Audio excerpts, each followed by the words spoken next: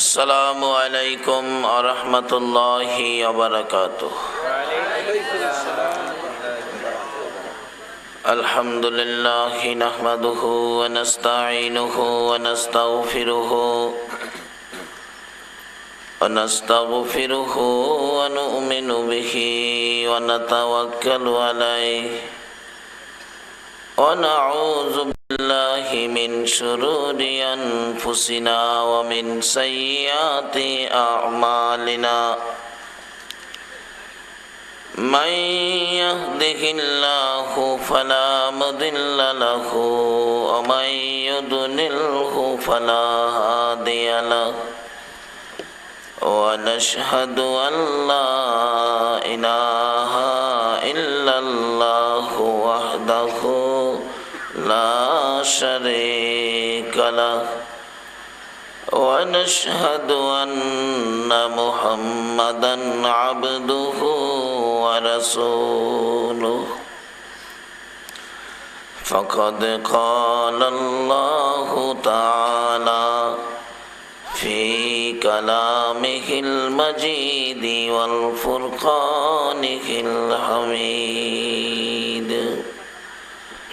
أعوذ بالله من الشيطان الرجيم بسم الله الرحمن الرحيم سبحان الذي أسرى بعبده ليلا من المسجد الحرام إلى المسجد الأقصى قال رسول الله صلى الله عليه وسلم الصلاة معراج المؤمنين قال الله تعالى وما خلقت الجن والإنس إلا ليعبدون قال رسول الله صلى الله عليه وسلم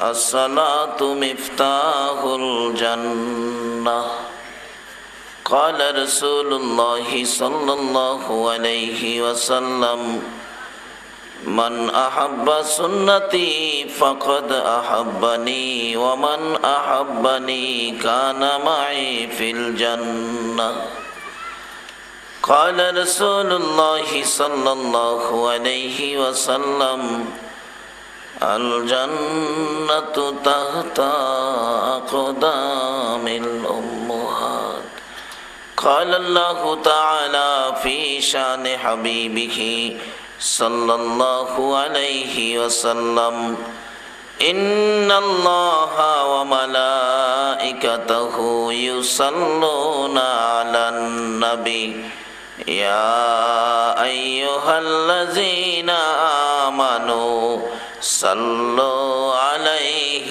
وسلموا تسليما اللهم صل سيدنا مولانا محمد وعلى آل سيدنا مولانا محمد اللهم صل سيدنا مولانا محمد وعلى آل سيدنا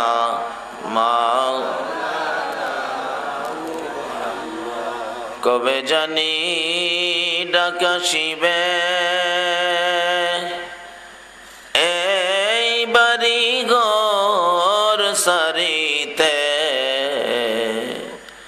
আপন পোশাক খুলে খুলে সাদা কাফন পরিতে আল্লাহুম্মা সাল্লি সাইয়্যিদিনা মাওলানা মুহাম্মদ ওয়া আলা আলি সাইয়্যিদিনা মাওলানা লা ইলাহা ইল্লাল্লাহ লা ইলাহা ইল্লাল্লাহ লা ইলাহা ইল্লাল্লাহ হায়াতের মালিক যে আল্লাহ মৌতের মালিক সেই আল্লাহ লা ইলাহা ইল্লাল্লাহ লা ইলাহা ইল্লাল্লাহ লা ইলাহা ইল্লাল্লাহ মুহাম্মাদুর রাসূলুল্লাহ সাল্লাল্লাহু আলাইহি ওয়াসাল্লাম। সম্মানিত আজকের এই বাউনী মোল্লাবাড়ি জামে মসজিদ ও ফুরকানিয়া মাদ্রাসা কমিটির উদ্যোগে বার্ষিক ওয়াজ মাহফিলের মাননীয় সভাপতি সাহেব, অতি সম্মানী প্রধান অতিথি সাহেব, বিশেষ সম্মানী বিশেষ অতিথিবৃন্দ, নায়েবে নবী, দিগার ওলামায়ে কেরাম, বাবার বয়সের মুরব্বিয়ানে ইজরাম, দিনদার ইমানদার যুবক ভাইরা, পর্দার আড়ালের মা ও বোনেরা, অতি আদরের স্কুল কলেজ মাদ্রাসার ছাত্র ভাইরা, সকলের প্রতি আমার সালাম। আসসালামু আলাইকুম ওয়া রাহমাতুল্লাহি ওয়া বারাকাতুহু। এই মাহফিলটাকে আমরা সাধারণ সমাজে ওয়াজ মাহফিল বলি। ওই মাহফিলটাকে আমরা ওয়াজ মাহফিল বলি যেখানে আল্লাহ আল্লাহ রাসূলের কথাবার্তা হয়, যেখানে কোরআন হাদিসের আলোচনা হয়। কি বলেন? যেখানে কোরআন হাদিসের আলোচনা হয় এই মাহফিলটাকে আমরা কি মাহফিল বলি? ওয়াজ মাহফিল। আমরা বলি ওয়াজ মাহফিল। রাসূল বলেন যেখানে কোরআন হাদিসের আলোচনা হয় এই জায়গাটা বেহেশতের বাগান হয়। আমার নবী যে বললেন কোরআন হাদিসের আলোচনা যে জায়গাটাই হয় এই জায়গাটা বেহেশতের বাগান হয়, কথাটা কি সত্য? এই নবী জীবনে কোনোদিন মিথ্যা কথা বলে নাই। এটা যে সত্য, কোরআন হাদিসের আলোচনার পরশে বেহেশতের বাগান হয়, এটা বুঝতে গেলে সামাজিকভাবে আরো সহজ ব্যবস্থা আছে। দেখবেন আমাদের এলাকায়, আমাদের দেশে একটা প্রথা আছে, ময়মুরব্বী দাফন করার পর কিছু কাফনের কাপড় যদি বেশি হয় এই কাপড়টা মানুষ মসজিদে দিয়ে দেয়, আর ইমাম সাহেব হুজুর এটা দিয়ে কোরআন শরীফের গিলাপ বানায়। এই কোরআন শরীফ যদি কেউ পড়তে যায় এই কাপড়টা কারো পায়ে লাগে, বলুন তো কাফনের কাপড় চুমার উপযুক্ত হইল কিনা? মানুষ চুমা দেয় কিনা? কাফনের কাপড় চুমার উপযুক্ত হলেন কার সাথে থাইকা? এটা সাধারণভাবে বোঝার জন্য এটা সহজ। কাফনের কাপড় যদি কোরআনের সাথে থাইকা চুমার উপযুক্ত হয়, আজকে সেই কোরআনের আলোচনা যেখানে হয় রাসূল বলছেন এই কোরআনের পরশে এই জায়গাটাও বেহেশতের বাগান হয়। অনেকে মনে মনে বলবেন হুজুর বলেন কি, তাইলে কি আজকের এই জমিন বেহেশতের বাগান? নবীর কথা মতো এটা কিসের বাগান? বেহেশতের বাগান। তাহলে আপনারা এখন কোথায় বসে আছেন? আল্লাহু আকবার, আপনারাও বেহেশতি। অনেকে মনে মনে বলবেন হুজুর এই বছর তো রোজাও রাখি নাই, নামাজ তো পড়িও না, আজকে ওয়াজে আইলাম, তারপরে কি আমরা বেহেশতের উপযুক্ত হয়ে গেলাম? আসলে আমরা যে নবী পাইছি এই নবীর উম্মত বেহেশতের বাগানে যাওয়া এটা কোনো ব্যাপারই না। আচ্ছা বলুন তো, আমরা এই নবী যদি সৃষ্টি না হইতো বেহেশত সৃষ্টি হইতো? হাদিসে কুরসি লাউলা কালামা খলাকতুল আফলাক, আল্লাহ নিজে ঘোষণা দিয়েছেন আমার এই নবীকে সৃষ্টি না করলে আমি কোনো কিছুই সৃষ্টি করতাম না। তো সেই নবীর উম্মত আমরা, যেই নবীর উম্মত হয়ে আজকে আমরা বেহেশতের বাগানে বসলাম। এই নবী না হইলে বেহেশ হতো না, তাই আমরা বাগানে আসা এটা কোনো ব্যাপারই না। শুধু এটাই না তো, এই নবীর উম্মতের জন্য আরো যে কত সুযোগ সুবিধা। হযরত আদম আলাইহিস সালাতু সালাম থেকে শুরু করে ঈসা নবী পর্যন্ত সকল নবী রাসূলের জীবনী খুলুন, কোন নবীর উম্মতের জন্য বেহেশতের দরজা খোলা থাকে না। কিন্তু আমরা যে নবীর উম্মত, একটা বছরে প্রত্যেক বছর একটা মাস, পুরাটা মাস বেহেশতের দরজাগুলি খোলা থাকে। এটাও শেষ না, জাহান্নামের দরজাগুলি বন্ধ রাখে। এমনকি এই মাসে নাকি লেখার দায়িত্ব আমার আল্লাহ ফেরেশতাদেরকে দেয় না, আমার আল্লাহ নিজে লেখে। বলুন তো এই মাসটা কোনটা? মাশাআল্লাহ, চিনেন দেখা যায়। এটাও তো শেষ না, আমরা যে আখিরি নবীর উম্মত। আমার নবী যেদিন মেরাজের সফরে গিয়েছিলেন, রাসূল বলেন আমি এক সময় এক পর্যায়ে জান্নাত দেখার অনুমতি পাইলাম। নবীজি জান্নাত দেখতেছেন, হঠাৎ দেখে একটা জান্নাতের বারিন্দায় ইদ্রিস নবীকে বসা। নবীজি জিজ্ঞেস করলেন, ইদ্রিস তুমি এখানে? হুজুর আমি বেহেশতে পানি খাইতে আইছিলাম। বেহেশতের পানি হুজুর কি মজা, খালি পানি খাই হুজুর, পানি খাই, কিয়ামত পর্যন্ত পানি খাবো নিয়ত করছি, বাইরুমু না। রাসূল বলেন খালি পানি খাই থাকে, বেহেশতের ভিতরে তো আরো মজার খাবার আছে, এগুলি খাও না। ইদ্রিস নবী বলেন হুজুর থাকলেই কি হবে, আমি কিভাবে যাব? ওই যে দেখেন বেহেশতের প্রত্যেকটা গেটের মধ্যে লেখা আছে আখিরি নবী উম্মত নিয়ে না আসা পর্যন্ত কারো জন্য বেহেশতের দরজা খোলা হবে না। আজকে সেই নবীর উম্মত হয়ে এই গভীর রাত্রে আপনারা কারা, কেমন মা আপনাদেরকে পেটে রাখছে? নিশ্চয়ই যেদিন এই রাত্রে মায়ের পেটে ছিলেন, মা বুঝি আপনাকে পেটে নিয়ে কোরআন শরীফ পড়ছিল। মা বুঝি আপনি পেটে থাকাকালীন এক ওয়াক্ত হইলেও নামাজ পড়ছিল। ওই তাসিরের সন্তানগুলো আজকে কোরআনের পক্ষে বসেছে। যে কোরআনের পক্ষে কাফনের কাপড় গেলে চুমার উপযুক্ত হয়। আজকে আপনারা এই দামি ব্যক্তি কারা হয়েছেন যে আল্লাহ আমাদেরকে এই দামি করে কোরআনের পক্ষে, নবীর পক্ষে এই মাহফিলে আমাদেরকে আসার বসার তৌফিক দিয়েছেন।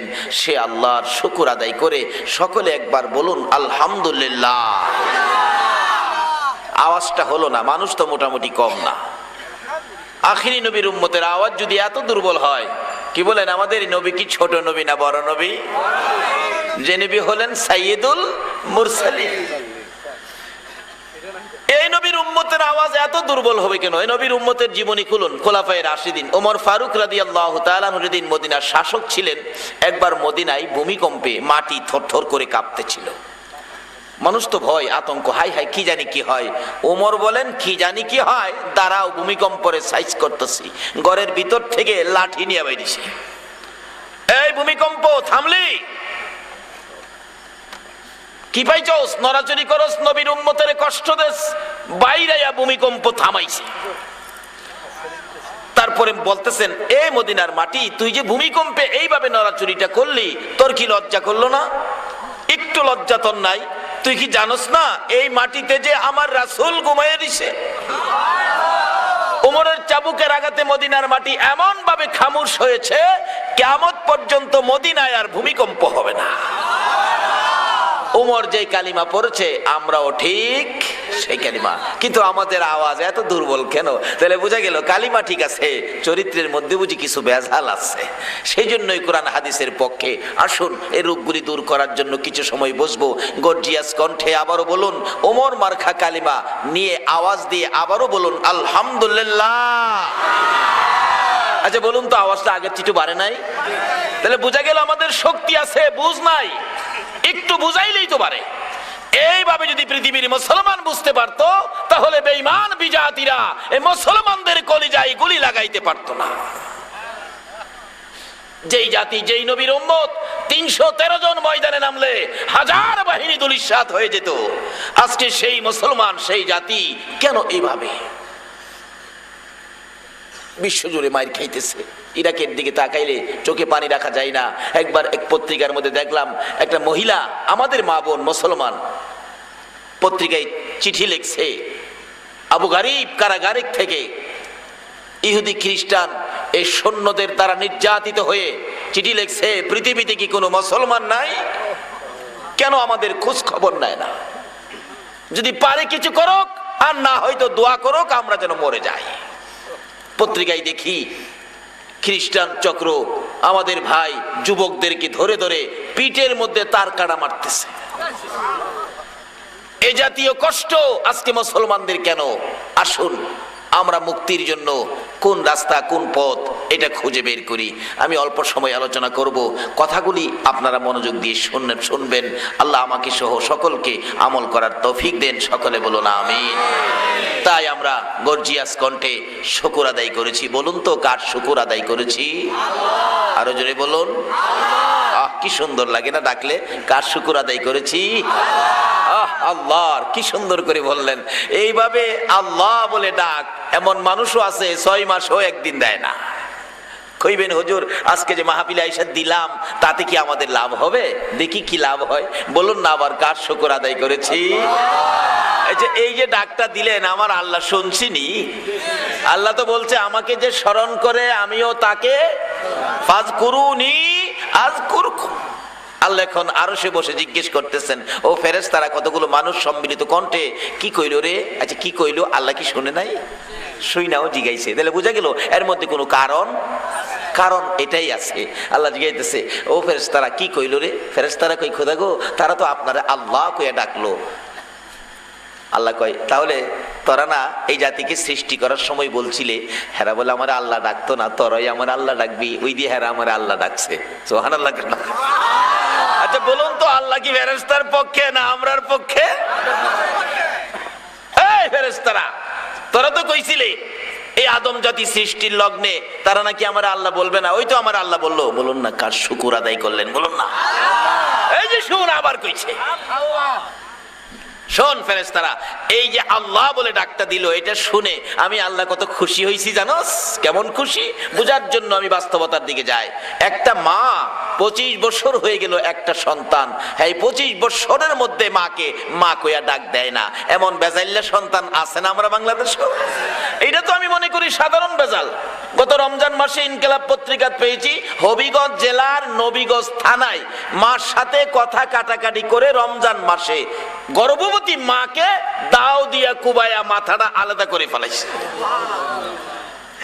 আচ্ছা বলুন তো এই আচার আচরণ যদি কোনো সন্তান মায়ের সাথে করে, নামাজ রোজা হজ যাকাত মুফতি মুহাদ্দিস মুফাসসির মক্কা মদিনার ইমাম সাহেব যদি হয়, নবীর শাফায়াত কি নসিব হবে? বাবারা ভাইয়েরা, এমন এক দেশে আছি, এই দেশের সিস্টেম হলো মানুষ আসতে পারে থাকতে কাজী কিছুদিনের জন্য আসছি আবার চলে যেতে হবে। থাকবেন এরকম সাহস কারো নাই, এরকম অধিকার কারো নাই, কারণ থাকার ভিসা এদেশের কাউরে দেওয়া হয় নাই। কাজী যেতে যখন হবেই লন কিছু জিনিস আমরা আজকের এই বাজার থেকে এই মাহফিল থেকে আমরা বাড়িতে নিয়ে যাই। বলে হুজুর মার গলা কেটে লেছে, জি পত্রিকা পেয়েছি, কাইটাও মার মাথাটা আলাদা করে হাতে নিয়ে মানুষকে দেখাইতেছে হ্যাঁ মার মাথা কাটছে।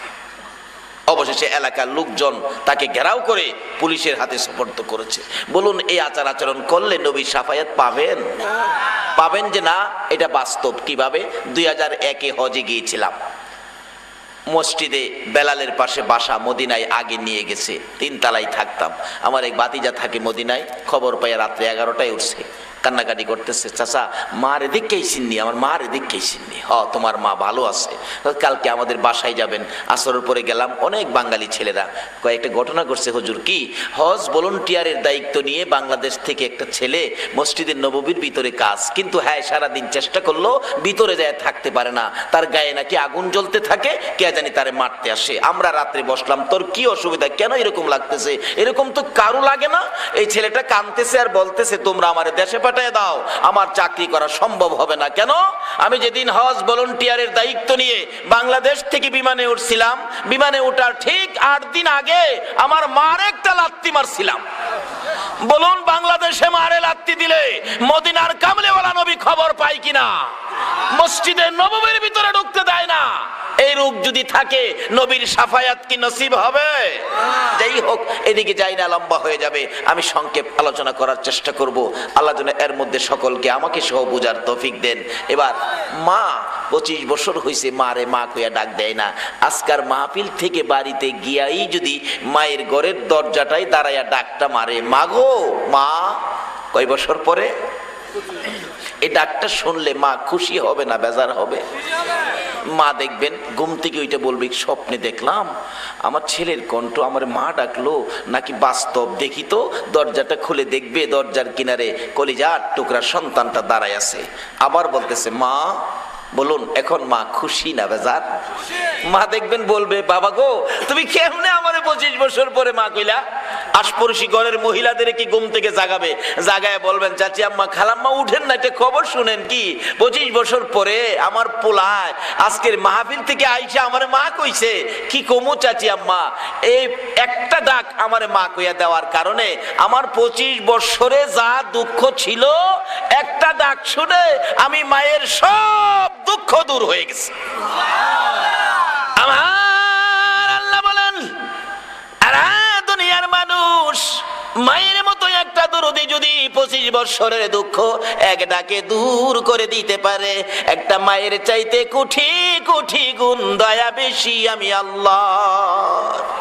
আজকের মাহফিলে বসে যারা আমাকে আল্লাহ বলে ডাক দিয়েছে রে ফেরেশতারা, 25 বছর বুঝি না, 50 বছর বুঝি না, 70 বছর বুঝি না, যে বয়সেরই হোক না কেন, মেয়ে হোক আর পুরুষই হোক না কেন, আমাকে আল্লাহ বলে ডাক দেওয়ানোর কারণে রে আমি আল্লাহর কাছে বড় মায়া হয়ে গেছে, আমার বড় দয়া হয়েছে।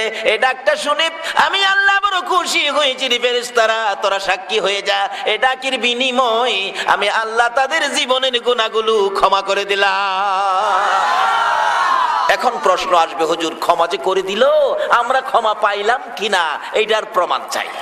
বাবারা ভাইয়েরা, মিথ্যা কথা বলবেন না। যদি এই ঘোষণায় ক্ষমা পেয়ে থাকেন, কিছুক্ষণ আলোচনা শুনতে, কিছুক্ষণ কোরআনের পক্ষে বসতে মনে একটা আগ্রহ জাগবে, বাড়ির যাইতে মন চাবে না, এমনকি মনের মধ্যে অশান্তি থাকবে না, কিছুক্ষণ শুনতে মনটার শান্তি লাগবে। মিথ্যা কথা কইেন না। আচ্ছা, আপনাদের মনে কি কিছুটা আগ্রহ আছে বসতে? আমার কথা মতে কইলেন না, মনের জিগায় এখন কোরআনের পক্ষে বসতে কি মনটা চায়? আচ্ছা, এখন কি মনটাই শান্তি না অশান্তি? যাদের শান্তি লাগতেছে আপনি নিশ্চিত হতে পারেন আজকের ঘোষণায় ক্ষমা পেয়ে গেছেন। আর যদি 2-4 জন এরকম থাকেন হুজুর শান্তি টান্তি বুঝি না, তাইলে আমি বলবো আপনি এখনো ক্ষমা পান নাই, তাইলে হুজুর বাড়িতে চলে যাবো, আমি আপনার 2টা পায়ে ধরবো, কারণ এই মাহফিল কাল কার পাইতেন না। বসেন, কারণ এমন একটা সময় আসবে সব খুলে খুলে রেখে দিবে, আপনাকে কবরও পাঠাবে। কি বলেন, ঠিক কিনা?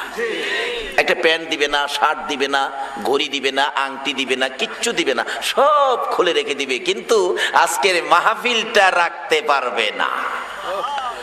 আপনার আগে আগে দেখবেন মাহফিল গিয়া কবরে বসা। আল্লাহু আকবার বলুন।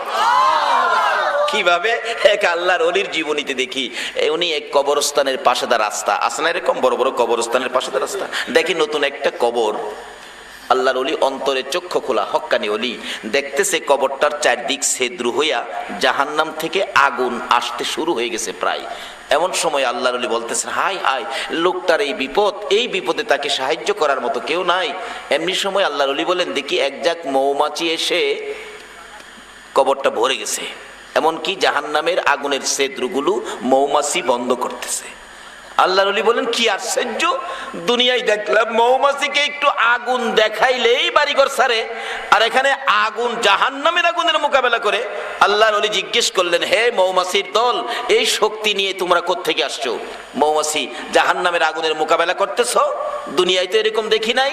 মৌমাছি বলে, হুজুর আমরা দুনিয়ার সাধারণ মৌমাছি না, আমরা হলাম কোরআন শরীফের অক্ষর।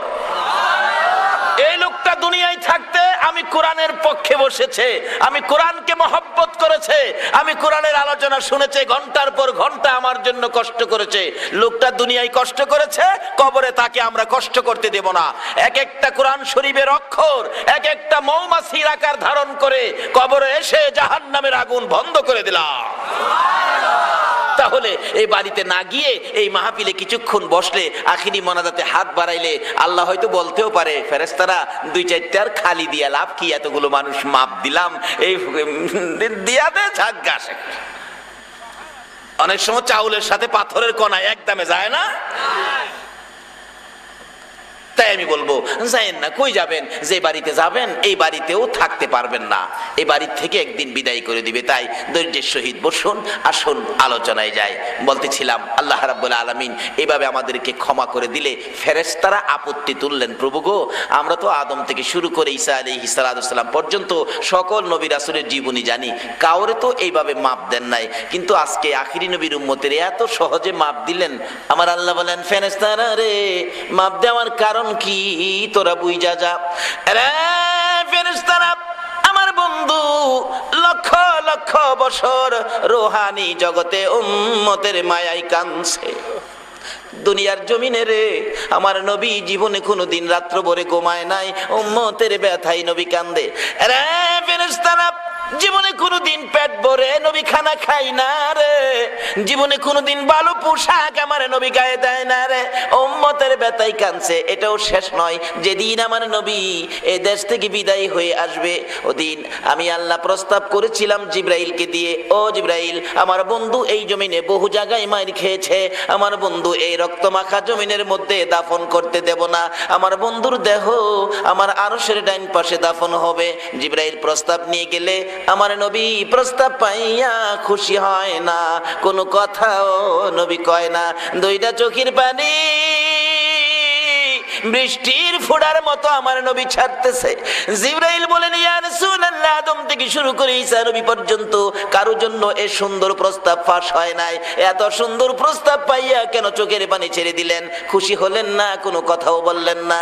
আমার নবী বলেন, জিবরাইল রে, কেন চোখের পানি ছেড়ে দিলাম শুনে যাও। হুজুর কেন ছেড়ে দিলেন জানতে চাই। আরে জিবরাইল, আমার দাফন হবে আল্লাহর আরশের ডান পাশে রে, আমি জানতে চাই আমার গুনাহগার উম্মতের দাফন কই হবে?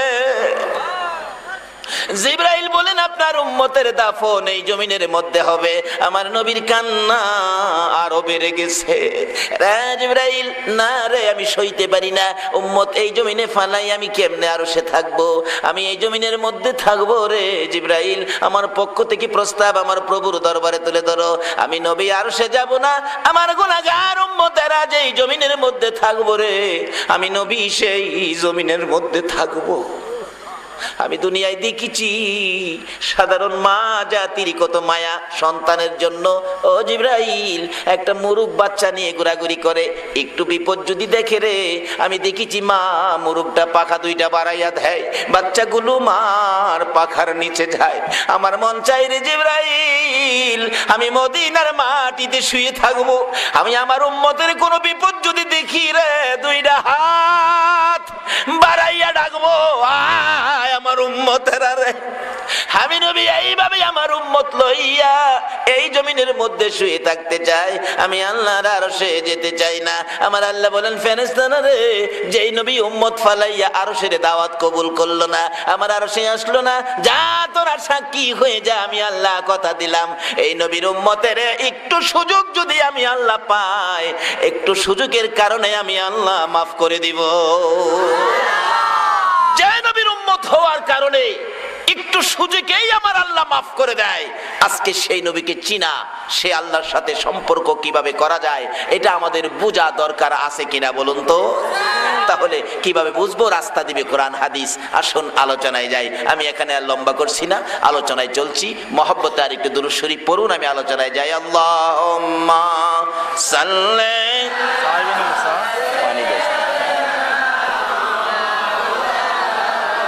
মুহাম্মদ ওয়ালা মাওলানা মুহাম্মদ আল্লাহুম্মা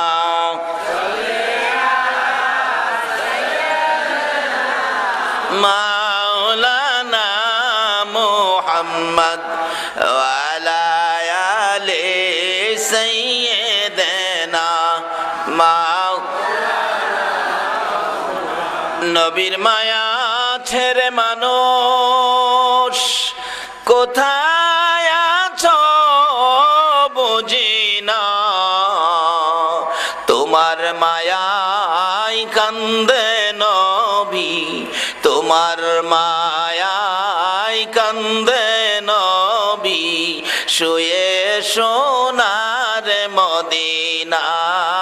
আল্লাহুম্মা সাল্লি সাইয়্যিদিনা মাওলানা মুহাম্মদ ওয়া আলা আলি সাইয়্যিদিনা بلغ العلا بكماله كشف الدجى بجماله حسنت جميع خصاله صلوا বাবারা ভাইরা, কোরআনের পক্ষে বসতে আপনাদের কোনো অশান্তি নাই তো? মনে কোনো ঝামেলা নাই তো? এই কোরআনের পক্ষ ছাড়ার কারণে আজকে বিশ্বজুড়ে মুসলমানদের অধঃপতন। দুইটা লাইন আল্লাহ আমাদেরকে দিলেন, নবী আমাদেরকে দিলেন, একটা হলেন কোরআন, আরেকটা হলো নবীর হাদিস। কি বললেন? এই দুইটা লাইন যদি আমরা ঠিক রাখতে পারতাম, এইভাবে মাইর খাইতাম না। দেখবেন বাইরুট, যেখানে বাইরুটের কাজ কমপ্লিট, রাস্তাগুলি শেষ হইলেই মাঝখানে একটা সাদা দাগ দেয়, দেখেন নাই ঢাকা যাইতে?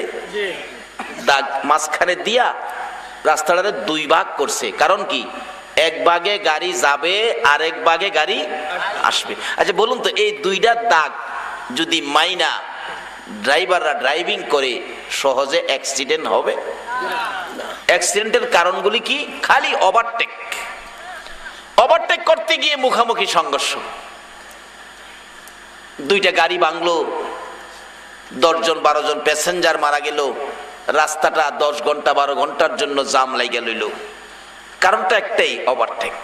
লাইন মানে না, দাগ মানে না। আজকে মুসলমান বিশ্বজুড়ে মার খাওয়ার কারণ, অ্যাক্সিডেন্টের কারণ একটাই, তারা ওভারটেক করে, দাগ মানে না। কোরআন হাদিসের দাগ তারা কি মানে না। যদি সেই দাগ এখনো মানতে পারি, ইনশাআল্লাহ বিজয় হবে মুসলমানদের। কেন? মুসলমানদের গার্জিয়ান কে? আল্লাহ। আরো জোরে বলুন, মুসলমানদের গার্জিয়ান হলেন আল্লাহ। এই আল্লাহর শক্তি আছে কিনা সকল শক্তিকে ধ্বংস করার মতো? তাহলে নমরুদের জীবনী খুলুন, নমরুদকে ধ্বংস করেছিলেন কি দিয়ে? মশা দিয়া। যদি এত বড় নমরুদ বাহিনী ধ্বংস করতে পারে, তাহলে এই আল্লাহ, যদি আমরা সে আল্লাহর গোলামিতে পৌঁছতে পারি, বিপদ আপদে আল্লাহর সাহায্য আমরা পাবো কিনা বলুন তো? অনেকে বলবেন, হুজুর এই মশা দিয়া ওখানে আর চলবো? বিজ্ঞানের যুগ, যেই বিমান আর যেই বোমা ওহন বানাইছে, এগুলি দিয়ে শেষ করে লাইব। আল্লাহর কি বিমান আছে আর বোমা আছে?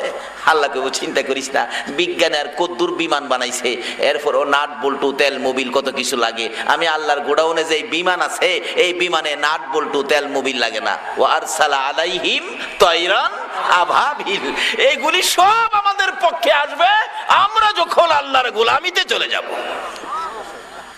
লাইনে আসেন, এখনো লাইন খোলা আছে। যদি লাইনে দাঁড়াইতে পারেন, ভাগ্য ভালো হয়ে যাবে। ইব্রাহিম নবীর জীবনী খুলুন, লাইনে দাঁড়াইছে যুবকদের সাথে। কি ব্যাপার? আমরা তো বিশ্ব সুন্দরী লেগে খারিছি। ইব্রাহিম নবী কই, বিয়া যখন করছি না, আমি একটু খারিতাম, তবে মালিহের অনুমতি লই লই। কি খান? গার্জিয়ান আছে না? অনের ফুলাফান তো গার্জিয়ান ছাড়াই বিয়া কিনে বইতে।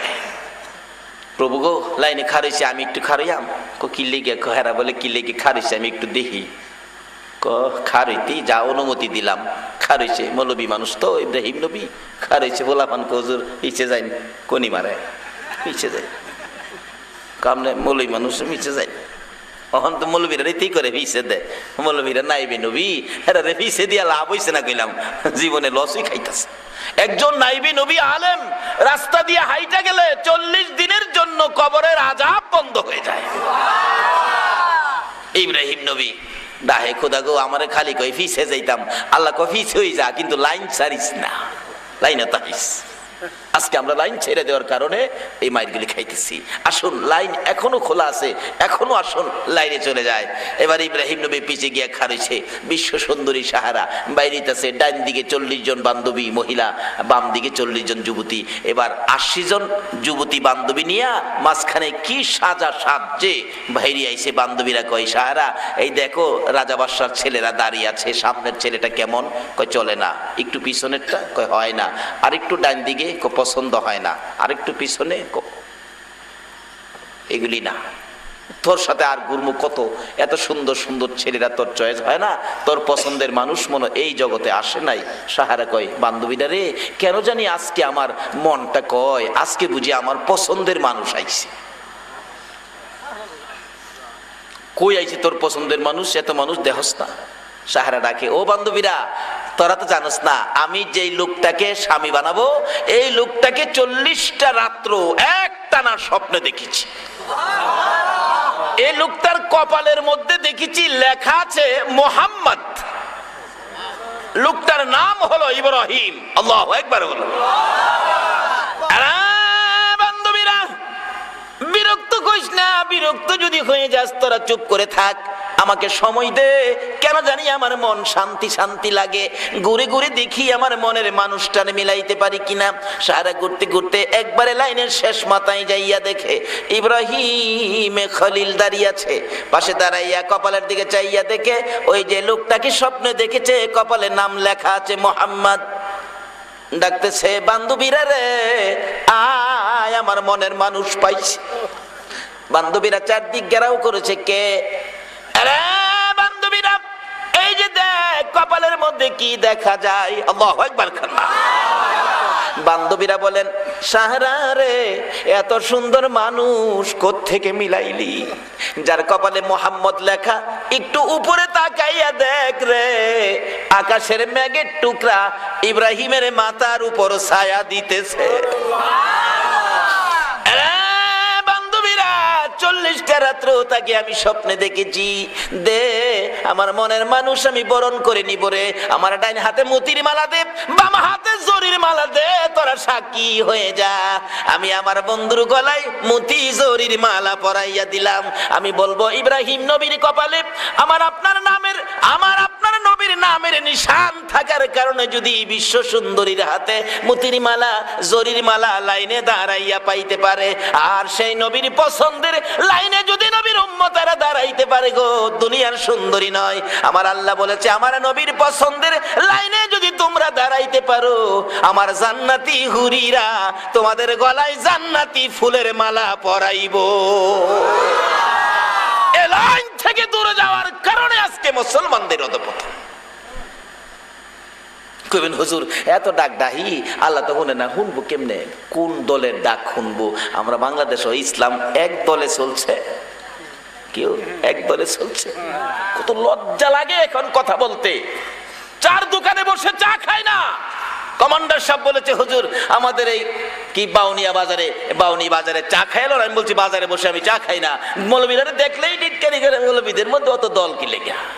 একজন ডাকজন হুনায় হুনায় কয়। লজ্জা লাগে যে দেশে সাধারণ কিছু সংখ্যক বিধর্মী লোক আছে, ইহুদি আপনার খ্রিস্টান আছে, বুদ্ধ আছে, হিন্দু আছে, তাদের মধ্যে ঐক্য আছে। পত্রিকায় মাঝে মাঝে পাওয়া যায় হিন্দু বুদ্ধ খ্রিস্টান ঐক্য পরিষদ। আজকে মুসলমানদের মধ্যে ঐক্য নাই কেন? রাইট, তিন ধর্মের তিন জাতি ঐক্য করতে পারে, আমাদের ঐক্যগুলি ভাঙ্গে কে? আল্লাহর সাহায্য পাবেন না যতদিন পর্যন্ত কালিমা ওয়ালারা ঐক্য পরিষদ না করতে পারবেন। আল্লাহ আমাদেরকে ওই কোরআন হাদিসের লাইনে কবুল করুক। সকলে বলুন আমিন। বাবারা, এই দেশ ছাড়তে হবে, কি বলেন? এ কথা সত্য কিনা? এই দেশটা ছাড়তে হবে যে সত্য কিনা? এটা এমন একটা দেশ যে দেশে মানুষ আসতে পারে থাকতে, কোন আসতে পারে থাকতে, ভিসাই নাই, থাকার কোনো ভিসা। কোটি কোটি টাকার মালিক হতে পারে, যাওয়ার সময় 10টা পাই নিতে কিভাবে নিবেন? নেওয়ার তো সিস্টেম নাই। আমরা এদেশে টাকা পয়সা রাখার জন্য জামা কাপড় বানাই না, কি বলেন? পাঞ্জাবি বানান, প্যান্ট বানান, শার্ট বানান। টাকা রাখার জন্য একটা সিস্টেম দর্জিরা করে কিনা? এই সিস্টেমটার নাম কি? মাশাআল্লাহ, চিনেন দিদা হাজা। এই সিস্টেমের নাম কি?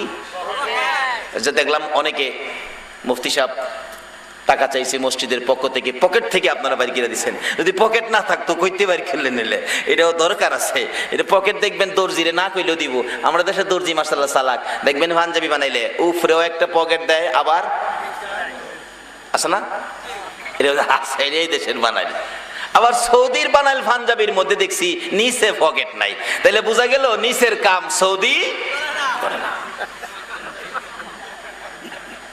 আমরা ডাকটা শুনবো কেমনে কই না, আছে না এই রূপ? আমার বাস স্ট্যান্ড মসজিদে পাশে একদিন দাঁড়ায় রইলাম, এক ভদ্রলোক মাথায় হাত দা টেনশন করতে গেলাম, বাবা কি ব্যাপার, কি হইলো, মাথায় কি কোনো ব্যথা ট্যাথা? কয় না হুজুর। কি হইলো? কয় বাসের থেকে 14,000 নাই। এরূপ আছে না বাংলাদেশ?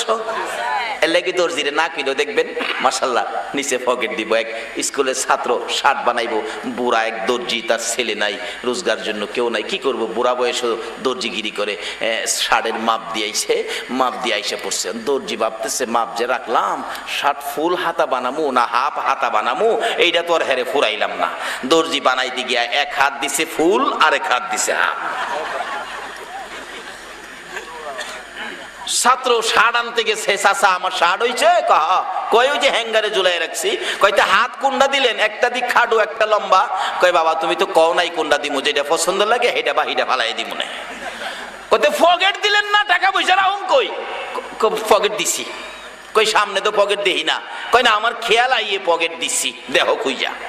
ছাত্র শার্ট নামাইছে, নামাইয়া দেখে পকেট ফিটও লাগাই তুইছে। আরে যেখানেই হোক লাগাইছে তো,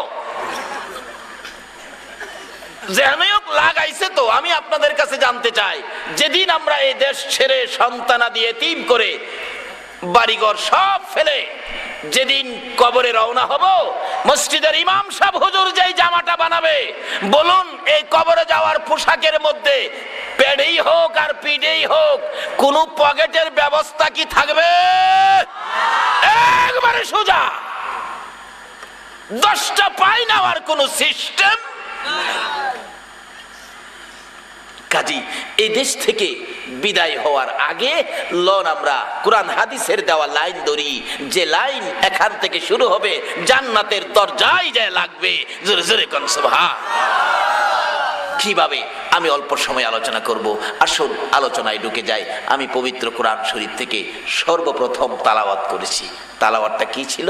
সুবহানাল্লাযী আসরা বিআবদিহি লাইলাম মিনাল মাসজিদিল হারামি ইলাল মাসজিদিল আকসা। এই ঘোষণাটা দিলেন আমার আল্লাহ। ঘোষণাটা কার? আল্লাহ। আবার তার সাথে সাথে নবী আরেকটা ঘোষণা দিলেন, আসসালাতু মেরাজুল মুমিনিন। আজকে এই আলোচনা, এই আয়াত টান দেওয়ার অর্থ হলো মসজিদের পক্ষ থেকে দেখলাম মাহফিলটা। মসজিদটা যে কি এটারে তো কেউ চিনেন না। এই সমস্ত পৃথিবীর মালিককে, এই মালিকের সাথে যোগাযোগ করবেন, মালিকের সাথে সাক্ষাৎ করবেন, মালিকের কাছে সুখ দুঃখগুলি বলবেন, মালিকের কাছে বিপদ আপদ থেকে বাঁচার জন্য দরখাস্ত করবেন। মালিকরে পাইবেন কই? মালিকের কাছে যাবেন। মালিকের কাছে যাওয়ার বিমানটা যেখান থেকে ছাড়ে, এই মালিকের কাছে যাওয়ার বিমানটার এয়ারপোর্টটা হলো মসজিদ।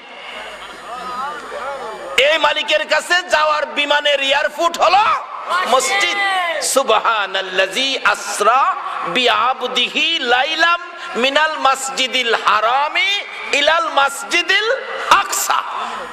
বিমানটা ছাড়ছিল খানায়ে কাবা মসজিদুল হারাম থেকে, আর মাঝখানে একটা স্টপেজ ছিল, এটাও মসজিদুল আকসা। এটা কারো বাড়িতে নয়, কোনো এয়ারপোর্টে নয়, এটা আল্লাহর ঘর মসজিদ। আজকে ওই আল্লাহর সাথে সম্পর্ক করার জন্য সেই মসজিদের মাহফিলে বসছেন। এখান থেকে আমার মাওলার দিদার পাওয়ার রাস্তা একেবারে সহজ। জোরে জোরে কোন সুবহানাল্লাহ। আবার নবী বলছে আসসালাতু মেরাজুল মুমিনিন, নামাজ দিয়ে মাওলার সাথে সাক্ষাৎ করো। তে নামাজ পড়তে গেলে মসজিদের দরকার আছে কিনা? কয় না দি? কিন্তু এই নামাজের জন্য আবার ঘোষণা দিলেন আমার আল্লাহ, ওমা খালাকাতুল জিন্না ওয়াল ইনসা ইল্লা লিয়াবুদুন। আল্লাহ বলেন মানুষ এবং জিন জাতিকে বানানোর একটা উদ্দেশ্য, সেটা হলো ইল্লা লিয়াবুদুন, তারা আমার ইবাদত করবে। এটা ঘোষণাটা কার? মানুষ এবং জিনকে বানানোর একটা কারণ, আমরা ইবাদত করব কার? আর সকল মাখলুকাত বানানোর কারণ, তারা করবে আমাদের খেদমত, আমরা করব আল্লাহর ইবাদত। বলুন সকল প্রাণী আমাদের খেদমত করে কিনা? চন্দ্র সূর্য থেকে নিয়ে সব আমাদের খেদমতে লেগে আছে কিনা? গাছ গাছরা পশু পাখি সব আমাদের খেদমত করে। এমনকি একটা মুরগিটা পর্যন্ত আমাদের খেদমতের জন্য পাগল। দেখবেন মুরগিটা আপনার বৈশাখ জ্যৈষ্ঠ মাসে নতুন দাওয়া কাটি ধান উঠলে বাড়িতে দেখবেন নতুন ধান খায়া বাচ্চা বাচ্চা মুরগি ডিম পাড়া শুরু করে। আচ্ছা এত কষ্ট করে ডিমটা পারে, মুরগির বাচ্চা কি পারছেন না ডিমটা লুকায়া রাখতো? দেখবেন মুরগি ডিমটা পায়রা এই ঘর থেকে দৌড় মাইরা বাহির হয়, উড়ানে যায় দেখবেন চুপচাপ আছে মুরগিটা, ফক ফক ফক ফক ফক ফক ফক, মানে ঘোষণা দিতেছে যে খেদমতের লাগি আমারে বানাইছে, একটা ডিম দিয়া লাইছি খাইলাও না।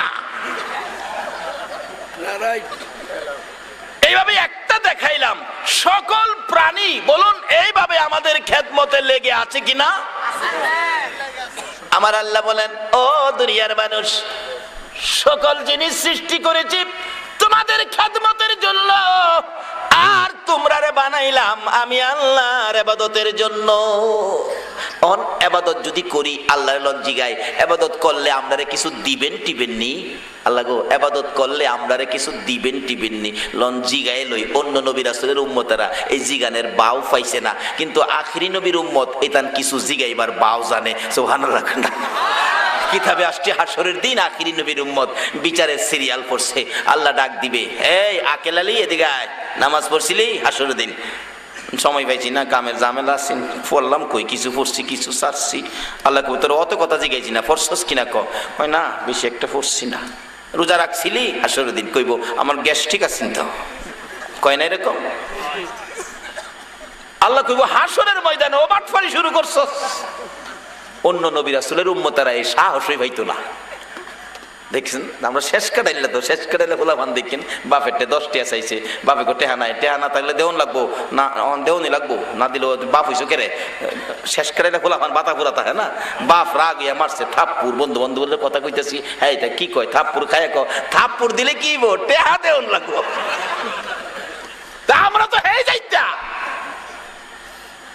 আল্লাহ কয় বন্ধু গো তোমার উম্মতই তো এই মাঠের শেষ খেলোয়াড়, তো কাজেই তোমার উম্মতের খেলা দেখবো এই মাঠে, আর তুমি নবীর খেলা দেখবো হাসরের মাঠে। জোরে জোরে কান সুবহান। কি খেলা দেখবো আর কি খেলা দেখাইবো? আসেন না আগেবারে হাসর দিন দেখে খোদা গো নামাজ পড়ছি না আর রোজা তো রাখতারছি না, গ্যাস ঠিক আছে। আল্লাহ কি ওহনো বাটফারি করস, যাও জাহান্নামে যাও। এই কথা কইতে দেরি হাসর দিন, দৌড় দিতে দেরি তো না। ফেরেশতারা কইব খোদা গো দৌড়ে তো জাহান্নামও যাইতে কাউরে দেখি নাই। আল্লাহ বলবে রাখ জিগাই, হ্যাঁ জিগা তুই জাহান্নামও দৌড়ে যাইতেছস, জাহান্নাম চিনছস? হ্যাঁ কইব খোদা গো জাহান্নাম দেহি নাই কোনোদিন, তবে শুনছি জাহান্নামটা বলে সাপ বিচ্ছু আছে, তারপরে আগুন আছে। তুই দৌড় মারলি যে? খোদা গো দৌড় মারতাম না যে, দুনিয়াত 70 বছর হায়াত পাইছিলাম, 70 বছর হায়াতের ভিতরে তোমার একটা কথাও মানছি না। আজকে তুমি নিজে আমারে হুকুমটা করছো কোটি কোটি মানুষের সামনে, আজকে তোমার হুকুমটা আমি কেমনে অমান্য করি? যদি তোমার হুকুমটা এই মানুষের সামনে আমি অমান্য করি তোমার ইজ্জত থাকবো? ফেরেশতারা কয় খোদা গো হ্যাঁ কয় কি, হ্যাঁ তো কথার কায়দা জানে। আল্লাহ কয় এটা আমার আখেরি নবীর উম্মত। জোরে জোরে কর না। যে নবী উম্মতের মায়ায় গো কত কষ্টই না নবী করেছে, সেই নবীর উম্মত হওয়ার জন্য উম্মত হওয়ার রাস্তায় তো গেলাম না। নবীর জীবনী খুলুন, উহুদের জমিনে যেদিন আমার নবীর দুইটা দান ভেঙে গিয়েছিল, রক্তগুলো ঠোঁট বেয়ে বেয়ে দাড়ি মোবারক লাল হইয়া জামা বাসতেছে, আমার নবী মুখের উপর হাতটা লাগাইয়া ব্যথায় অস্থির ডাকতেছে, সাহাবীরা রে কে কোথায় আছস তোরা, আমার দুইটা দান মোবারক শহীদ হয়ে গেছে। এরা সাহাবীরা ব্যথা সহ্য করতে পারি না, তারপরও আমার নবীকে ঘেরাও করে ফেলেছে। নবী বলেন যেদিকে তাকাই রে শুধু শত্রুর হাতিয়ার, বন্ধু বলে কেউ নাই। যেদিকে তাকাই এদিকে শত্রুর হাতিয়ার। নবীকে মারতে শুরু করলেন, মাথার লোহার টুপি টুকরা টুকরা করে জমিনে ফেলে দিলেন। দুইটা লম্বা লম্বা টুপির অংশ, লোহার অংশ মাথার দুই পাশে দিয়া মস্তকের ভিতরে লেগে গেছে। নবীজি টান দেয় খোলার জন্য, রক্ত বাহিরে হয়, খোলে না। আমার নবী ব্যথায় অস্থির হইয়া মাথা চক্কর খাইয়া উহুদের জমিনের মধ্যে পড়ে গেছে। যে জায়গাটার মধ্যে পড়েছিল এখনো জায়গাটা আগের মতো রয়ে গেছে। তারপরও নবীরে মারতেছে দুনিয়ার থেকে বিদায় করে দেওয়ার জন্য। এমন সময় হযরতে জিবরাইল আমার নবীর দুইটা হাত বাড়াইয়া কোলে উঠাইছে, টান দিয়া সরাইয়া নিয়ে আসছে, উহুদ পাহাড়ের মাঝামাঝি নিয়ে গেছে। নিচ থেকে দেখা যায় না এমন একটা জায়গায় জিবরাইল নবীকে কোলে লইয়া পাথরের কাছে যাইয়া ডাকতেছে, রে উহুদের পাথর, ও উহুদের পাহাড় দেখ, যেই নবী না হইলে রে তোরা হতে না, আমি হতাম না, কুল কায়নাতের কিছু হতো না। এই নবীকে মারতে মারতে বেহুশ করে ফেলেছে রে উহুদের পাথর, একটু বিছানার ব্যবস্থা করে দে, আমি আল্লাহর বন্ধুকে শোয়াইয়া রাখি। জিবরাইল বলেন, এই বলে নবীর পরিচয় ওই পাহাড়ের পাথরের কাছে দেওয়ার সঙ্গে সঙ্গে দেখি লম্বা একটা পাথর ফাইটা তুলার মতো নরম বিছানা হইয়া যায়। আজকে পাথর হইয়া নবী চিনে গো, উম্মত হইয়া নবী চিনলাম না। জিবরাইল বলেন, ওই পাথরের বিছানার মধ্যে নবীকে শোয়াইয়া মাথার পাশে বসে আছি, আমার নবীর জ্ঞান ফিরতেছে না। অনেকক্ষণ পরে দেখি নবীর চোখ থেকে পানিগুলো জর্জর করে পড়তেছে, মিরমির করে চাই। প্রশ্ন করলাম, ইয়া রাসূলুল্লাহ, জ্ঞান বুঝি ফিরে আসছে? আল্লাহর নবী গো, এই মাথা ভাঙ্গা দাঁত ভাঙ্গা কত কষ্ট গো আল্লাহর বন্ধু, আমি জানতে চাই দাঁত ভাঙ্গা ব্যথা কেমন লাগে বলুন, মাথা ভাঙ্গা ব্যথা কেমন লাগে বলুন। আমার নবী বলেন, জিবরাইল মাথা ভাঙ্গা ব্যথা কেমন লাগে জিগাইলি, দাঁত ভাঙ্গা ব্যথা কেমন লাগে জিগাইলি রে, আমার উম্মতের ব্যথা কেমন লাগে জিগাইলি না রে জিবরাইল। দাঁত ভাঙ্গা ব্যথা মাথা ভাঙ্গা ব্যথার চাইতে রে আমার গুনাহগার উম্মতের ব্যথা বেশি।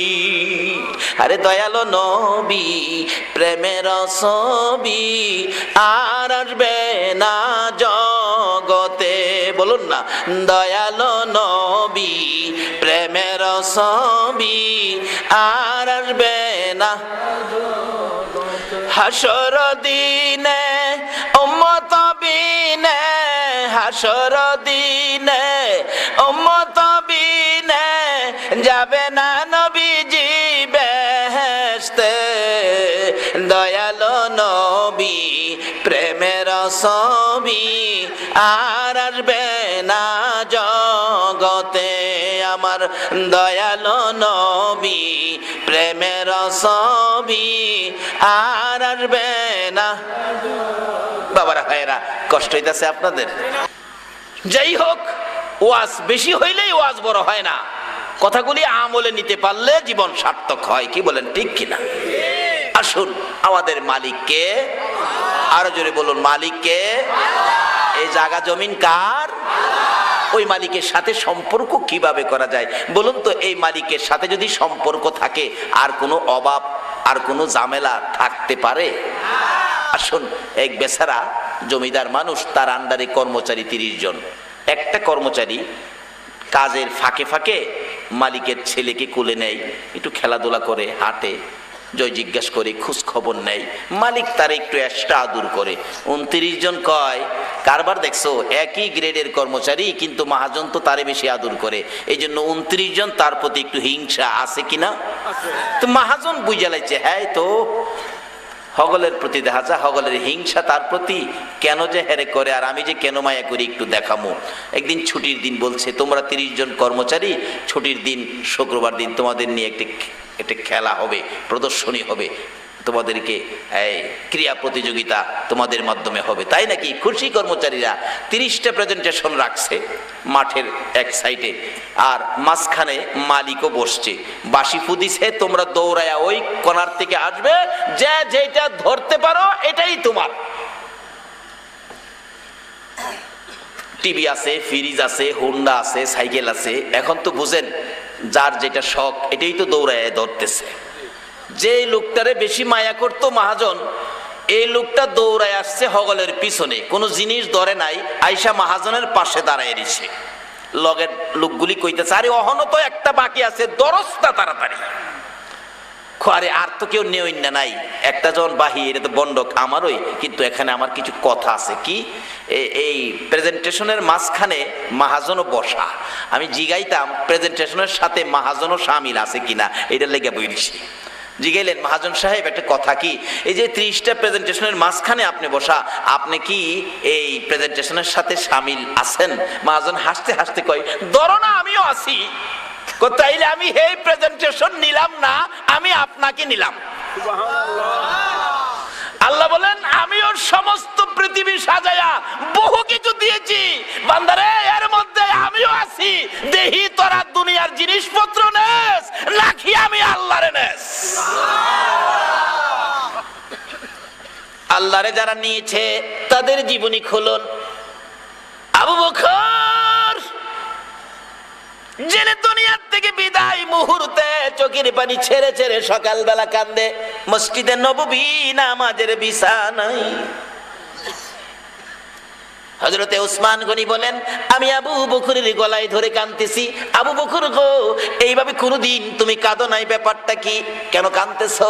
আবু বকর বলেন, ওসমান গনি দাঁড়াও, আজকে রাত্রে আমার নবীজি আমাকে স্বপ্ন যুগে বলেছে, আবু বকর রে, হিজরতের সঙ্গী ছিলি, রাতের সঙ্গী ছিলি, গুহার সঙ্গী ছিলি রে, আজকে তুই কি আমি মদিনার রওজার সঙ্গী হবে না? নবী আমাকে ডাকতেছে রওজা পাকে নবীর সঙ্গী হওয়ার জন্য। আল্লাহু আকবার। তাই আমি আবু বকর কান্দি, কোন সময় রে আমি নবীর সঙ্গী হব? আজকে হয়তো আমি বিদায় হয়ে যাব। আবু বকর, তাহলে তুমি এইভাবে কান্দো কেন? কান্দি, এদিকে আসো। গলায় ধরছে আনজাইয়া, ও ওসমান গনি, তুমি তো ধনী মানুষ, আমি তো আল্লাহকে পাওয়ার জন্য, নবীকে খুশি করার জন্য রে সব আমি দান করে দিয়েছি, সব আমি বিলীন করে দিয়েছি। রে ওসমান গনি, ও ওসমান ধনী রে, আমি আবু বকর মৃত্যু হয়ে গেলে আমার হাত ধরে কথা দে, আমার কাফনের কাপড়টা কি না দিবিনি? যে আবু বকর আল্লাহ আল্লাহ রাসূলকে খুশি করার জন্য এইভাবে সব বিলীন করে দিয়েছে। শুধু এটাই শেষ নয়, আবু বকরের জীবনী খুলুন। আমার নবী একদিন এই মসজিদে নববীর বারিন্দায়, এই মসজিদের বারিন্দায় আমার নবী গায়ের চাদর মুবারক ফালাইয়া ডাকতেছে, দেখি আল্লাহকে পাওয়ার জন্য আমি নবীকে কে খুশি করবা, কে কি দিবা দেখি। সাহাবীরা কয়, হুজুর কোন কি? জীবন দিয়া লাইতারি আপনার লাইগা, আর কি দিমু? বসেন, খালি খুশি করব আপনাকে। বাড়িতে যায় যে যা পাইতাছে লইয়া দৌড়। মহিলারা কয়, কি ব্যাপার তোমাদের মধ্যে আজকে পাগলামি বাপ দাদা, কথা কইতা নবীরে খুশি করুম, কে কি দিয়া পারি। আবু বকর বাড়িতে যাইয়া চোখের পানিগুলো ছাড়তেছে। বিবিজি গাই, কাঁদো কেন? ও বিবি, আমার নবী চাদর বিছাইছে রে, নবীরে কি দিব, খুশি করব, ঘরে তো কিছুই নাই। আবু বকরের বিবি বলেন, আমি দেখলাম কানতে কানতে রুমালটা বিছাইছে, কুবিবাতি, তরকারির চামিচ, নিমুকদানি, এই জাতীয় খুঁটিনাটি ছোটখাটো জিনিস যা ঘরের মধ্যে ছিল সবগুলি গাঠুরি বানাইছে। আবু বকরের বিবি বলেন, স্বামী সবগুলো জমাইয়া কোথায় রওনা হয়েছো? আবু বকর বলেন, বিবি রে, আমি তো আমার আল্লাহর রাসূল খুশি করব, সব জমাইছি। বিবি ডাকতেছে চোখের পানি ছেড়ে ছেড়ে, স্বামী গো, আমার কি মন চায় না আল্লাহ রাসূল খুশি করতে? কি দিবি করে কিছুই নাই, আমি তো সব নিয়ে নিলাম। আবু বকর বলতেছেন, আবু বকরের বিবি ডাকতেছে, স্বামী গো একটু দাঁড়াও গো, একটু দাঁড়াও। কি করবি? দাঁড়াও তুমি। আবু বকর বলেন, আমি দাঁড়াইলে আমি দেখি আমার বিবি বিছানার থেকে খেজুর পাতার চাটাইটা টাইনা বাহির করছে। চাটাইটা পরনে লাগাইয়া পরনের কাপড় খুলে চোখের পানি ছাড়ে। বিবি খেজুর পাতার চাটাই পরে কি করছ গো? আমি আমার পরনের কাপড় খুলি। কেন খুলো? স্বামী আল্লাহ আল্লাহ রাসূল খুশি করার জন্য পরনের কাপড় আমি খুলতেছি। আবু বকর একটা চিৎকার মারলেন, বিবি গো তোমার কি মন চায় পরনের কাপড় খুলে আল্লাহ আল্লাহ রাসূল খুশি করার জন্য? বিবি একটা চিৎকার মারছে, স্বামী শুধু পরনের কাপড় নয় গো, আমার মন চায় আমার কলিজাটা খুইলা আল্লাহ আল্লাহ রাসূল খুশি করার জন্য। আবু বকর বলেন, কাপড়টা খুলে দিয়েই দিলেন। গাঠুরির মধ্যে করে মসজিদে নববীর সামনে হাজির হলাম। আজকে যে মসজিদের সামনে হাজির হয়েছো তোমরা কারা গো? মসজিদের মেহমান। নারে তাকবীর, কোরআন সুন্নাহর আলো জ্বলে না, স্লোগান হই। আজগা 35 বছর যাবৎ শুনতাছি এই দেশে কোরআন সুন্নাহর আলো ঘরে ঘরে জ্বালু, কই আলো জ্বলে না। আসলে নিজেদের মধ্যে আলো জ্বালাইতাম পারতাছি না। লন নিজেরা আগে আলো জ্বালাইলাই, পরে স্লোগান দেই। কি কর জ্বালাইছে না আল্লাহর ওলি শাহজালাল ইয়ামিনী রহমাতুল্লাহ আলাইহি, হেরা খালি স্লোগান হইতেছে, হেরা আলো জ্বালাইছে।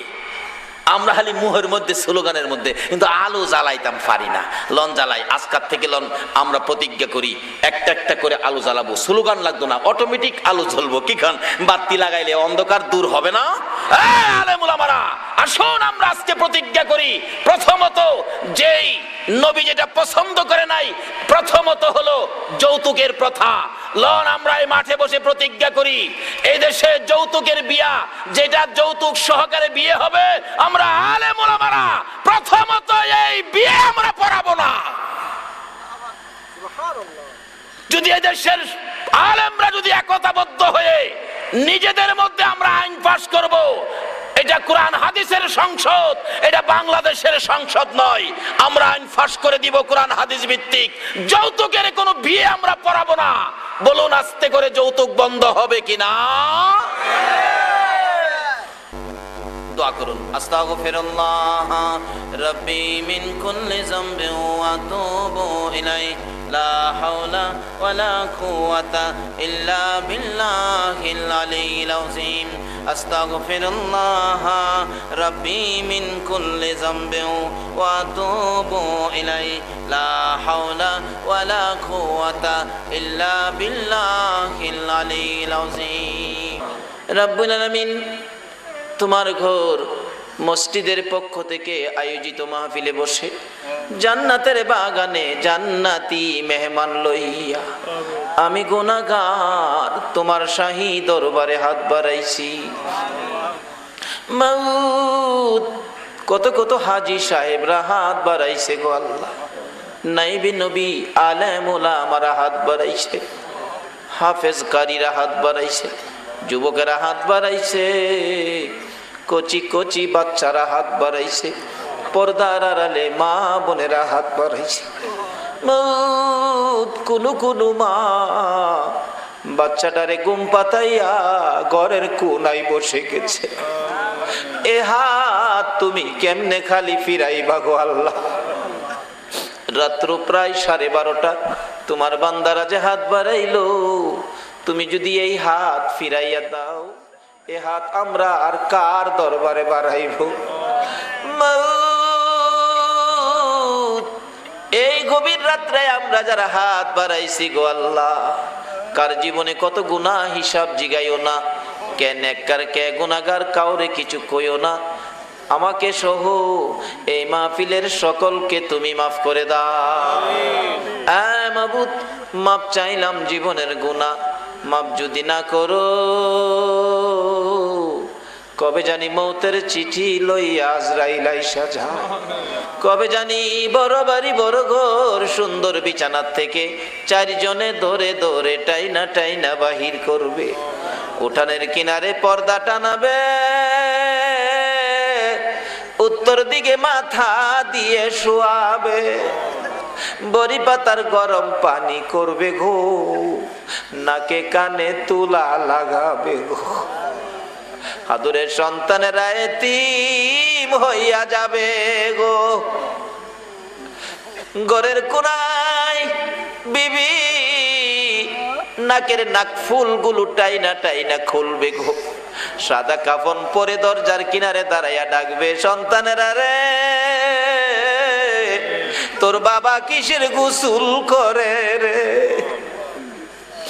সন্তানেরা দৌড়ে যাবে গোসল খানায়, যাইয়া দেখবে নাকে কানে তোলা দেখা যায়, মায়ের কাছে আইসা বলবে মা গো বাবা জীবনে কত গোসল করেছে, তুই বলে নদীতে পুকুরে সাঁতরাইয়া, বাবা আজকে কিসের গোসল করে গো নাকে কানে তোলা লাগাইয়া, মা সন্তান টাইনা টাইনা বুকে লাগাইয়া ডাকবে, সন্তানেরা রে যে গোসলের পর তোমরা এতিম হইয়া গেছো, হ্যাঁ মাবুদ এতিমের ঘটনা বলতে গেলে কলিজা মানে না রে আল্লাহ, আমার বড় ভাই 5টা বাচ্চা এতিম করে কবরে চলে গেছে, 2 দিন 3 দিন পর পর বাড়িতে গেলে আমার ছেলেটা দৌড়ায় আসে, আব্বু আইতেছে আব্বু আইতেছে, আমার ভাতিজাগুলো এতিম, দৌড়ায় এসে সামনে দাঁড়ায়, জিজ্ঞেস করি বাবারা কেন আসছো, কোনো কথা কয় না, চোখের পানি ছাড়ে, বাবারা রে কেন কান্দো, আমি তো বেঁচে আছি, কি লাগবে তোমরা বলো আমার কাছে, এই ছেলেগুলি ডাক দেয় কাকা আমরা অন্য কিছুর জন্য কাঁদি না, আপনি 2 দিন 3 দিন পর পর বাড়িতে আসেন কাকা গো, আমরা আব্বু কি আর জীবনে বাড়িতে আসবে না, হ্যাঁ মাবুদ এইভাবে কবে জানি কার সন্তানেরা এতিম হয়ে যায়, কবে জানি কার জীবনের শেষ গোসল হয়ে যায়, কবে জানি জীবনের শেষ বিদায়ের অনুষ্ঠান হয়ে যায়, ওই দিন আসার আগে আমরা যারা হাত বাড়াইছি গো আল্লাহ দেরি করো না, ফিরাইও না, ঘুরাইও না, এই মুহূর্তে আমাদের সকলের জীবনের গুনাহগুলো ক্ষমা করে দাও, ক্ষমা করছো নি গো আল্লাহ, ডাক দেন না আল্লাহ, হে আল্লাহ জীবনের গুনাহ ক্ষমা করছো রে। দুনিয়ায় দেখি সন্তানেরা অপরাধ করলে মা বাবা দমক দেয়, বাড়িতে জায়গা দিব না, রাত্র গভীর হয়ে যায়, ঘরের কোনায় যাইয়া ডাক মারে মা মা গো মা, মা দুরুদি অপরাধী সন্তানের জন্য হারিকেনটা লইয়া দৌড়াইয়া বাহির হয় রে, মায়ের মতো দরুদি যদি অপরাধী সন্তানের জন্য হারিকেন লইয়া দৌড়াইয়া বাহির হইতে পারে গো, তোমার যে 99 ভাগ দয়া আছে, আমরা যে দয়ার সামনে মাফের জন্য কাঁদতেছি গো আল্লাহ, তোমার কি মায়া লাগে না, ফিরাইও না, ঘুরাইও না, কার জীবনে কত গুনাহ হিসাব জিগাইও না, এই মুহূর্তে আমাদের সকলের জীবনের গুনাহ ক্ষমা করে দাও, ইয়া আল্লাহ জীবনের গুনাহ মাফের আসার দরখাস্তের পর আর একটা দরখাস্ত করি, তুমি কিন্তু রাগ হইও না, রাত্রে 12:30 পর্যন্ত যারা বসে আছে আমার বিশ্বাস সকলের মনে কিছু না কিছু ব্যথা আছে, কার মনে জানি কি ব্যথা আমি তো জানি না রে আল্লাহ, কার মনে জানি ব্যথা হুজুর আমার মা নাই গো, কার মনে জানি ব্যথা হুজুর আমার বাবা নাই, বাবা নাই, কার মনে জানি ব্যথা হুজুর আমার মাও নাই, বাবাও নাই, এ মা বাবার অভাবী হইয়া কে জানি 2টা হাত বাড়াইছে রে আল্লাহ, এই হাতগুলি তুমি কেমনে খালি ফিরাইবা, মাবুদ গো ওই সকল মা বাবার পক্ষ থেকে ক্ষমা চাই, তাদের কবরগুলো জান্নাতের বাগান বানাইয়া দাও, মাবুদ মা না থাকলে সন্তানেরা যে কত কান্দা কান্দে রে, এতদিন খালি বলতাম এখন নিচেও ভুক্তভোগী, ঈদের দিন সকালবেলা কাঁদতেছি কার পায়ে সালাম করে ঈদগায় যাব, পাই না, মার পাও। বাবা তো হজে গেছে, বাবার পাও পাই না। রাস্তায় যাইয়া দেখি একটা ছোট্ট ছেলে রাস্তার কিনারে কাঁদে। জিজ্ঞেস করলাম, বাবা গো কেন কাঁদো গো বাবা? হুজুর সবাই দি মার পায়ে সালাম করে, আমার দি মা নাই গো। কান্দো কেন রে বাবা, কেন কান্দো? হুজুর এই যে নতুন কবর দেখেন, এটা আমার মায়ের কবর। হুজুর মায়ের ব্যথায় কান্দি, মার মতো দরদি তো আর কাউরে পাই না। কই থাকো তুমি? চাচার ঘরে থাকি। তুমি কি গোসল করো নাই? না গোসল করি নাই। হুজুর আমারে কে গোসল করাবে? চাচা তো বাড়িতে নাই, তোমার চাচিকে বললা না? চাচিকে বলেছিলাম, চাচি বলে এখন রান্না করে পিঠা বানাইবো, গোসল করাইতে পারবো না। হুজুর আমার সাথের ছেলেরা গোসল করাইয়া মা বাবা দুই গালে চুমাইতাছে। হুজুর আমারে কেউ গোসল করাই না। অবশেষে পেটের খিদা লইয়া রান্না করে গেলাম, চাচি একটা পিঠা দেন আমি খাবো। চাচি বলেন পরে আইসো। আবার গেলাম, চাচি একটা পিঠা দেন খাবো। চাচি বলেন পরে আইসো। হুজুর তিনবারের মাথায় যায় বললাম, চাচি গো পেটের খিদা লইয়া পিঠা চাইলাম। পিঠার কথা বললেই খালি বলেন পরে আইসো। চাচি আমার মা যদি থাকতো গো, ঘুম থেকে উঠাইয়া আমার পিঠা খাওয়াইতো। হুজুর এই কথা বলার পর আমার একটা লাথি মারছে গো। লাথি খাইয়া মায়ের খবর কান্দি। হে মায়ের অভাবী, বাবার অভাবী যারা কান্দে রে আল্লাহ আর দেরি করো না, ওই সকল মা বাবার কবর গুলো জান্নাতের বাগান বানাইয়া দাও। আল্লাহ আমার মায়ের কবর জান্নাতের বাগান বানাইয়া দাও। আমার বাবাকে হায়াত বাড়াইয়া দাও। মা বাবা যার দুনিয়াতে আছে হায়াত বাড়াইয়া দাও। মা বাবা কেমন জিনিস বুঝার তৌফিক ছেলে মেয়েদেরকে দান করে দাও গো আল্লাহ। আল্লাহ দাদা দাদি নানা নানি শ্বশুর শাশুড়ি আলিয়া আওলাদ বংশধর ময় মুরব্বী পাড়া প্রতিবেশী কান্দানবাসী মহব্বতী যারা কবরে গো, সকলের কবর জান্নাতের বাগান বানিয়ে দাও। মাবুদ এই এলাকার জমিনের নিচে যত মোমেন মোমেনাত ঘুমিয়ে আছে সকলের কবর জান্নাতের বাগান বানিয়ে দাও। আল্লাহ আমাদের সকলকে নেক হায়াত বাড়াইয়া দাও। আমাদের মধ্যে যারা নামাজি নামাজ কবুল করে লও, যারা নামাজ পড়ে না নামাজের বুঝ দান করে দাও। যারা বিমারি বিমার শেফা করে দাও। আমাকে সহ সকল বিমারিকে শেফা করে দাও। হসপিটালে যাইতে হবে এমন রোগ কাউকে দিও না গো আল্লাহ।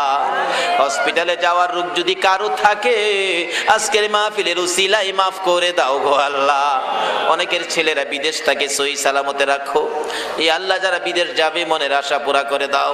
যারা ব্যবসা করে ব্যবসায় বরকত দাও। যারা চাকরি করে পদোন্নতি দান করে দাও। যারা গৃহস্থী করে জমির ফসলে বরকত লাগাইয়া দাও।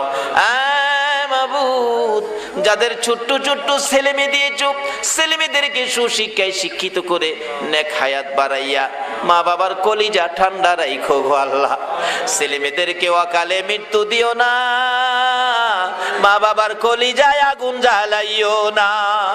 ছেলে মেয়েদের মুখে এতিমের দাগ লাগাইও না।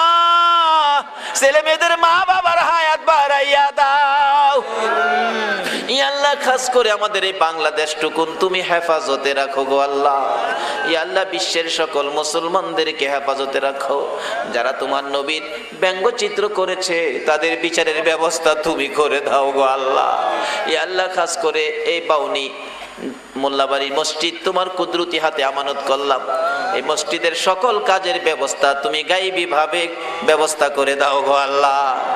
আল্লাহ এই মসজিদ কমিটির সকল ভাইদেরকে, মুসল্লি ইমাম সাহেব যারা মসজিদের সাহায্য সহযোগিতা করেছে সকলকে তুমি নেক হায়াত বাড়াইয়া দাও গো আল্লাহ।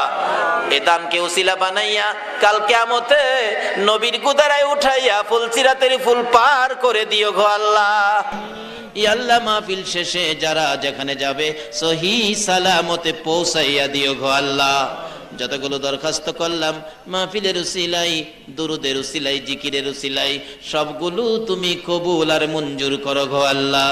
ওয়া সাল্লাল্লাহু তাআলা আলা খায়রি খালকিহি মুহাম্মাদি ওয়া আলা আলিহি ওয়া আসহাবিহি আজমাইন বিহাক্কি লা ইলাহা ইল্লাল্লাহু মুহাম্মাদুর রাসূল সাল্লাল্লাহু আলাইহি ওয়াসাল্লাম।